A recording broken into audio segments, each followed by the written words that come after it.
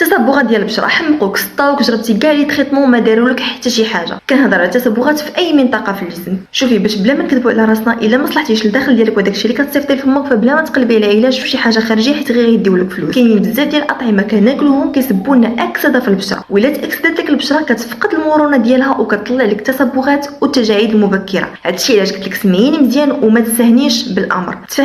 تفهمنا دابا شنو هما زين بهاد الاطعمه. اولهم كلشي كيهضر عليه اللي هو السكر واي حاجه حلوه. اشنو كيديروا؟ كتشوه لنا البروتينات ديال الجلد اللي كتخلي ان داك البشره باباها تفقدنا المرونه ديالها، كطلع لك تصبغات والتجاعيد. بعدي من اي حاجه مقليه او فيها دهون مشبعه او الشيبس نقصي منهم ماكسيموم. ثالث حاجه عندك الماكله ديال الزنقه، الماكله اللي فيها مواد حافظه والماكله اللي فيها ملونات كتخلي الجلد يولي باهت ودغيا كيطلع لنا تصبغات. باش تنصحينا زين ننصحك تاكلي الخضره والفواكه لحقاش فيهم مضادات الاكسده من بينهم الفيتامين سي والفيتامين او، وشربي الماء مزيان. وبهذا الشيء غتكوني قاومتي الاكسده وحافظتي على النضاره ديال البشره ديالك. والا بغيتوني نهضر على العلاجات الخارجيه او لا كيفاش نختاروا الكريمات بالضبط اللي غتعالج لنا هذا المشكل، خليو ليا في لي كومونتير بارتو.